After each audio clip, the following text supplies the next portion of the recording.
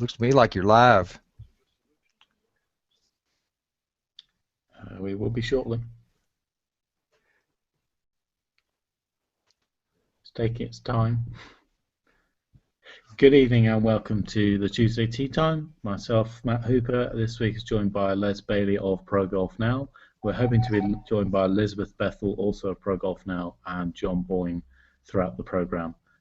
Slight technical hitch, but hopefully they'll join us. This week, we've got a packed week. We've got discussion on last week's events, which had amazing 3 events on the LPGA, the PGA, and the European Tour. And we'll be looking forward to the Dubai Desert Classic and the Phoenix Open, as well as having a little debate about golf's inclusion in the Olympic Games. Next week, the Winter Olympics begin, and I thought it was an appropriate time to have a chat about what we think about Olympic golf in 2016. But we'll start off with last week. Unfortunately, here we don't get any coverage of the LPGA in the UK, apart from the Kraft Nabisco, the US Women's Open, and the Evian. But I did managed to see online some of the highlights, but it was an amazing week in the Bahamas, wasn't it, Les?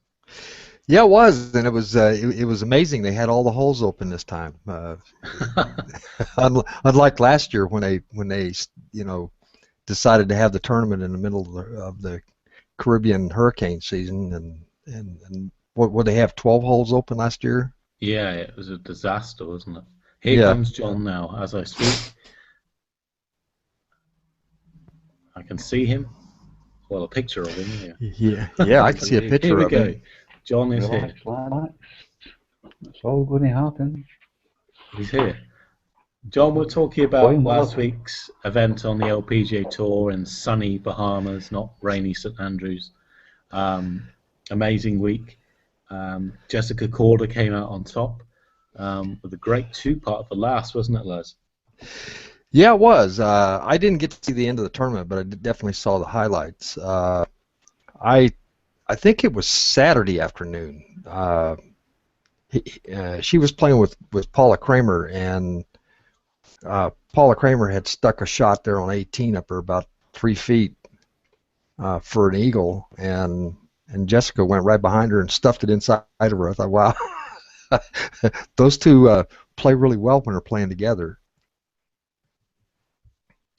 Yeah, it was Paula Karima came in the top 10, didn't she? And she's steadily getting back to the form she had a couple of years ago.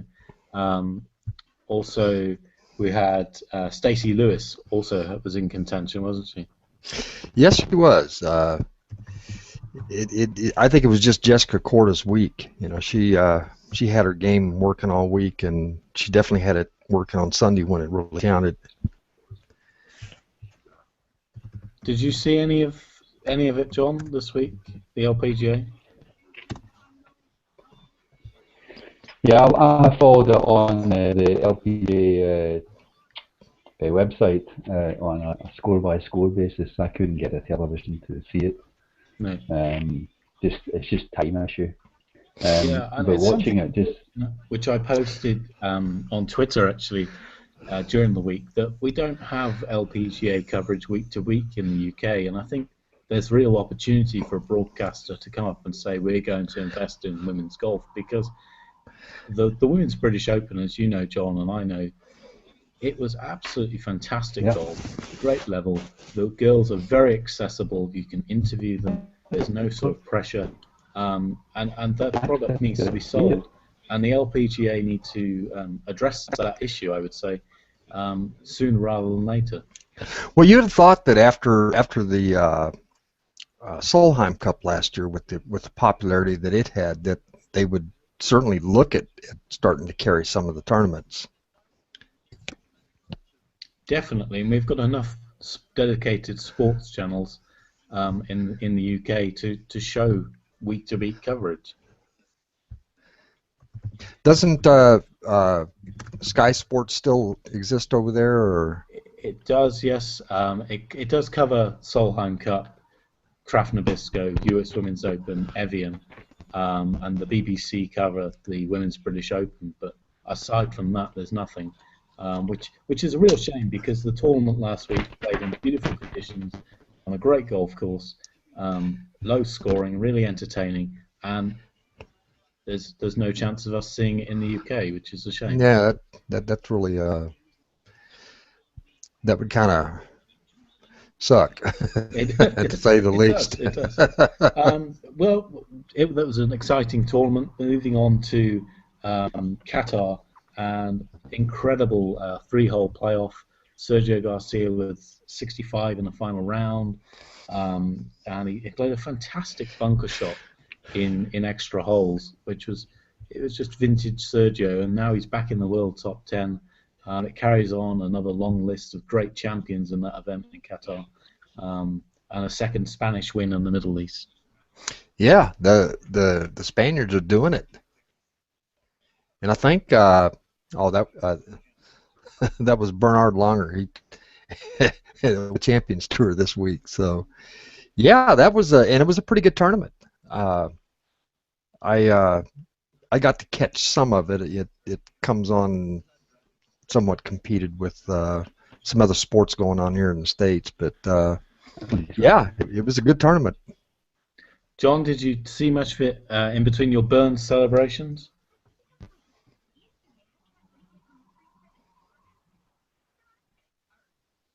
I think John's having problems. I don't think he can hear us. Yeah. Well, anyway, it was a great tournament. Mikko Ilonen, who from time to time pops up on the European Tour, he's got talent. He won the Amateur Championship quite a few years ago now, but he came close to winning. And Rafael Cabrera-Bello, who also did well in Abu Dhabi, he was contending in the tournament. In fact, I made note of it in a blog the other day that Rafael Cabrera-Bello he plays well in the first 2 rounds, but he seems to struggle on the weekends, and I think that's what happened to him at the previous week. He was contending, he was in the lead on Thursday and Friday, and then just starts putting up the big numbers on the weekend. Yeah. Kind of like Tiger Woods does. When he won in Dubai 2 years ago, he started fantastic. I think he shot 63 in the first round, and then he sort of stumbled on the Saturday, which really allowed, I think, Rory back into the tournament. But then he closed it out on Sunday. But yeah, he does have that sort of early burst of form, and then throughout the weekend he struggles. But he's another contender. He tends to start spraying the ball. He tends to start spraying the ball a little bit, and what I've noticed in the African golf there, especially the desert swing, is that rough is brutal. It's almost as brutal as what we saw at at the Farmers this week. Yeah, it certainly is. I think that's where Phil Mickelson hurt his back, is coming out of that rough. So. I think that's a good call as well, and also playing right-handed shots from inside trees doesn't help. Yeah. Moving on to the Farmers Insurance Open, what an amazing tournament this was. You couldn't tell who was going to win right up until the very end. So many players in with a chance of winning. Obviously, Scott Stallings came out on top with a birdie on the last. But so many players will look back at last week and say, I should have won. Great tournament, really good entertainment. No Tiger for the final round, but we'll get on to him later. But it finished with 5 players one back of Scott Stallings. Gary Woodland was in contention. So was Jordan Spieth for quite a while, and shot 63 in the second round, wasn't it, Les? It was a great performance. Yeah, that was North course, though. He didn't play well on the South course all week. That was pretty apparent. Yeah. I think he shot 75 on Saturday and 75 on Sunday, and that, and on the PGA Tour, that's not going to get it done. No, he did, and also something the guys were commenting on the television this week was that he was getting quite quick, almost appeared quite nervous over the weekend, which is surprising considering he played so well with Tiger. But well, the word here was that he didn't want to use it as an excuse, but I think he sprained his ankle on Friday, and he had his ankle taped, and he was saying that his swing he wasn't getting his weight transferred right, and it was showing because he was you know, the fairways at some point were 19, 20 feet wide, and he was just constantly playing from the traps or from the deep rough, or you know, he looked a little bit like Tiger, you know, and Phil on last Thursday when he just couldn't get it in the fairway. No, no, he certainly struggled as quite a few of the players. I mean, it was really a hard golf course last week. It was, Oh, it was. I got a little bit of flack because a lot of people like to see the pros struggle, but you know, a U.S. Open setup in January is long, and not having a real world-class feel like a U.S. Open has, I thought it was a little bit much. I think the PGA figured it out too because they loosened the golf course up a little bit on Sunday where the guys could make some birdies and you know have a look at some easier shots. yeah, I totally agree with you, Les, and I think for a tournament that's so early in the season, it's a lot of players' first event of the year. To have that sort of demanding setup straight out of the Oh gate, yeah, yeah, that was. slightly unfair, I think. I even made a suggestion on one of my blogs that they should play the North Course 3 times and the South Course maybe 1 time. You know, unless they're going to set up the South Course where it's a little bit easier to play. Yeah, and usually when you have 2 golf courses hosting an event, they're equal in their demands, really. Okay, there might be slightly longer, one might be slightly longer, but generally they're the same sort of difficulty. But Tiger Woods, where do we go with that? I mean, he had such a dreadful Saturday. Well, I Probably think one of the worst runs of form in his career. I think we saw a little. Tiger didn't spend his off season banging golf balls day in and day out like he usually does. He was off watching Lindsay ski and obviously he wasn't working on a short game because he actually chunked one on what was it 17 there. Or it would have been his the 8th hole, his 17th on Saturday, where he actually chunked a chip shot. That I mean, I do that. I'm not Tiger Woods. Yeah, it was embarrassing sort of run of form, like 2 double bogeys back to back, and then 4 bogeys, and it was really embarrassing for him. But it was his first proper event in quite some time, and obviously he goes to Dubai. But I think he actually made a birdie there after that. He made 2 double bogeys and he made like 5 bogeys in a row, and then he birdied. I think it was his 16th hole, and he tipped his hat and everybody clapped, and it was almost like he'd made and he seemed to take it in stride. I mean, he didn't want to talk to the reporters afterwards, but he seemed to take it in stride. And I don't think he knew that he missed the secondary cut. No. When he actually walked off to the scoring tent, but that was a really loud round of golf.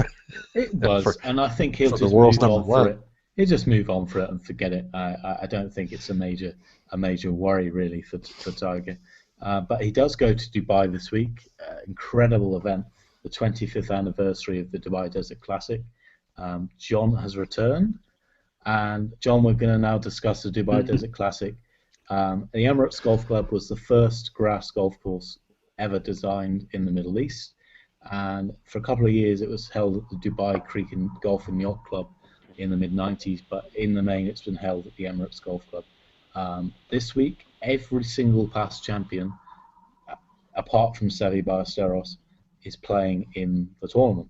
Javier Ballesteros, his son, played in the Champions Challenge today, and I don't know how he got on, but he represented his father.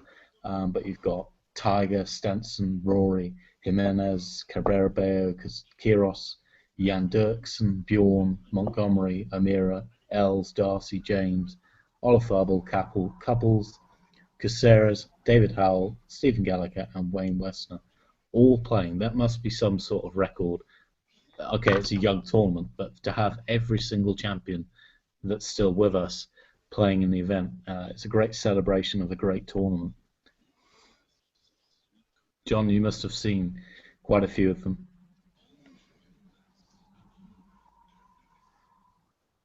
I don't think John can hear us. No, I think once again. John's just admiring our work.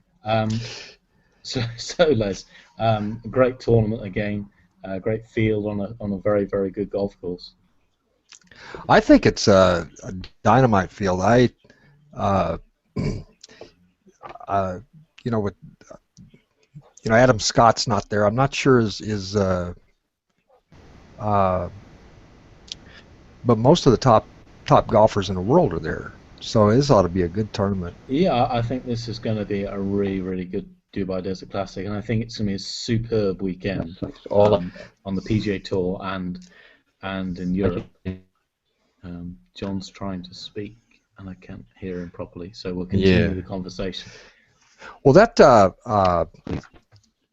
it looks to me like if Stenson does go up with his A game and Tiger not with his A game, one might have to give the nod to Rory this weekend. I think so. I think he's certainly going to be the favourite this week, I would say, because of his performances in Australia and Abu Dhabi. And when you look at the form of the other players, I don't think they're coming into this tournament with the level of confidence that Rory will have. Is Justin Rose in the tournament? I forgot to ask. No, because of his injury. He's been injured, and Adam Scott's still off in Fiji learning how to surf, I think. But it should be a pretty nice field. I think it's going to be a very, very good tournament. Celebrating 25 years of the event. It's certainly the most mature golf course of the three. Has a lot of shape to the holes. The desert does come into play quite a lot, and a lot of water as well. It always produces a great finish. This isn't the same golf course where they play the Race to Dubai final, is it? No. I didn't think so. That's the Jumeirah Estates or something like that. The Jumeirah Golf Estates, yeah. Jumeirah, yeah. No, this is the Emirates Golf Club. And an interesting side note for everybody is a young gentleman that I went to university with. He is the head professional there, and he's caddying for Fred Couples this week. Stephen Dean. He's also the assistant at Royal County Down where I caddied there, and it should be a great week for him. He's played in the tournament once. Great experience for him as the home pro to play there, but this week he's caddying for Fred Couples. I think it's going to be a really amazing tournament. It's going to be a great weekend because also alongside the Dubai Desert Classic you have the Phoenix Open, and what a tournament this is. It's one of my favourite American events. Mine too. Stunning history. Nelson, Bobby Locke, Hogan, Venturi, Casper, Fleck, Palmer, Nicholas, Miller, Crenshaw. Don't forget Johnny Miller. It goes on and on and on. It's just one of the best tournaments in the world. The biggest event in terms of attendance. 8 times it's gone over 500,000 people for the week. Last year you had nearly 180,000 attend on the Saturday. And another great field, Lee Westwood, Phil Mickelson, barring injury, Colsaerts, Keimer, Poulter, Bubba Watson, and lots of other very good, talented young Americans playing as well. So I think this tournament deserves the best field in the world. I really do. I think this event should have every one of the best players in the world. Yeah, and it's not the toughest golf course in the world, and No. I mean the golf course is definitely gettable. What did Phil shoot 24 under last year to win or something like that? I think it was 28. 28, yeah. He won by 4 strokes, yeah. And it's a great field, and it's always a lot of fun to watch, especially the 16th hole is probably everybody's favorite, but the 17th hole is really the hole that controls if there's a tight finish, the drivable par 4. It's actually a better hole, really. It is. It's a. And I was reading. Sorry, go ahead, Bud. I was reading on the PGAtour.com this morning that Andrew McGee was the first person to ever make a hole-in-one on a par 4, and he did it on the 17th at TPC Scottsdale.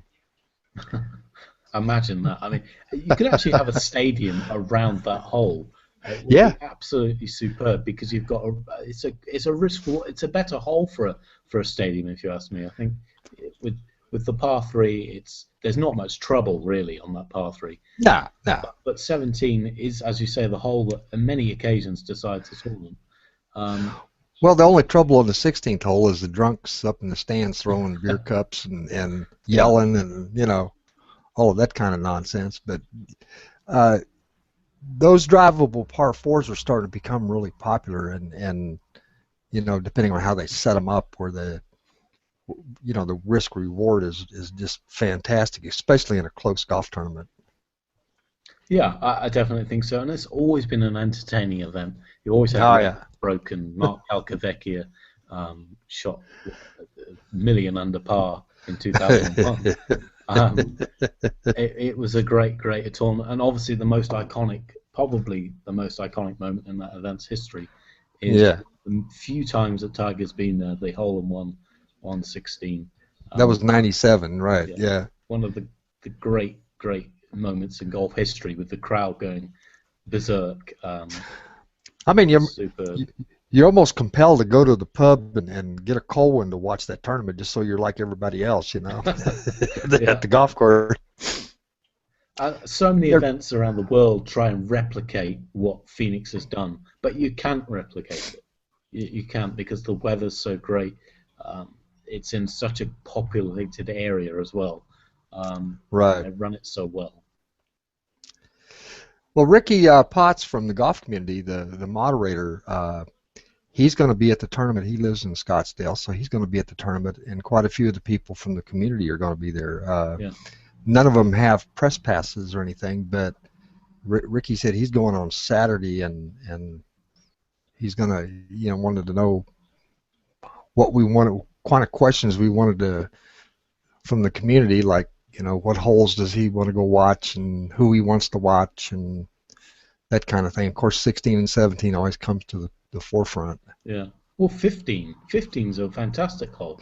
I mean, 15 is Ricky Fowler a couple of years ago when he bottled it and laid up and didn't make the birdie, which would have, I think at the time, it would have put him as a tie for the lead, and he ended up losing the tournament.